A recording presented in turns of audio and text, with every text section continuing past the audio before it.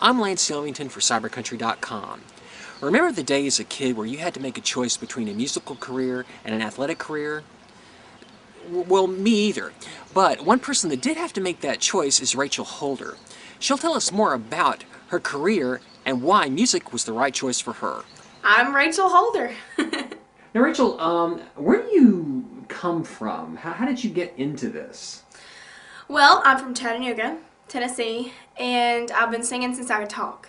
And I grew up doing competitions, talent shows, events around Chattanooga, doing the small local things. And then I met my vocal coach at 10 years old, And then at 13, I got my first real job in Pigeon Forge, and my mom and I moved up there. And when I was 13 and 14, I did over 800 shows. It was absolutely crazy. I really don't know how I did it at 13. But after that, I moved back to Chattanooga, and then I made a big old move to Nashville. Not actually move, but big step in my career move. I'd say big step in your career. What kind of generation or what kind of roots do you have that got you propelled to go into country music? Growing up around the house singing all the time, and my mom introduced me to country music and gospel music when I was younger, and I'd go around the house singing it when I was like 5 years old. My mom has videotapes of me singing it. So my mom kind of introduced me to the country music world, and then she introduced me to Dolly Parton, which oh my goodness, she's everything to me. So yeah, the apex of country talent right there. Oh goodness, woo, Dolly.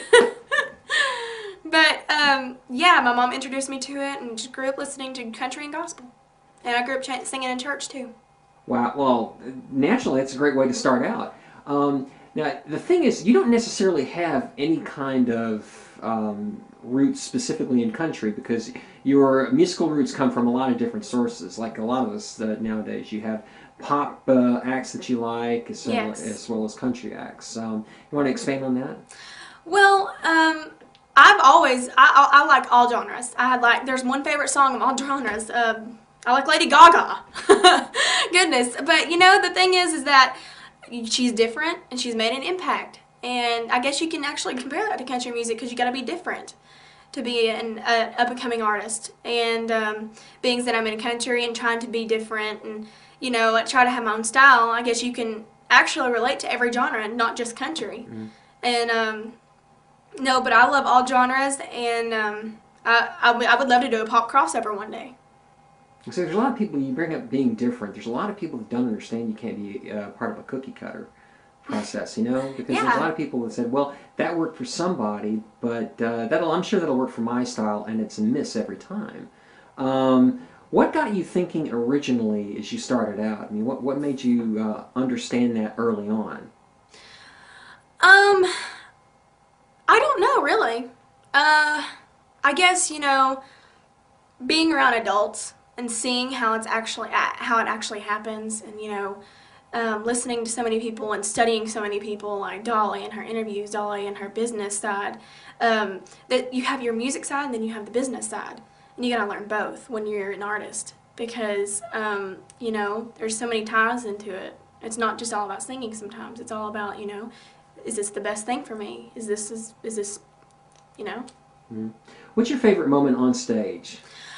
My favorite moments on stage, interacting with the crowd. I love people. I love interacting with people. So, and every time you get up on stage, it's just that sort of that you get up there and... Yeah, it was like when I go on stage, the adrenaline starts pumping. I get excited. I'm like, gosh, I love it so much. And you're like totally free when you get up there. It's like nobody can stop you. Nobody can stop me when I'm on stage. Nobody. So, I love interacting, and my main goal is for people to lose themselves in my music for however long the concert is. And it's always to make somebody smile or somebody laugh or enjoy themselves and forget all their worries in the world for at least how long of the period of the concert is.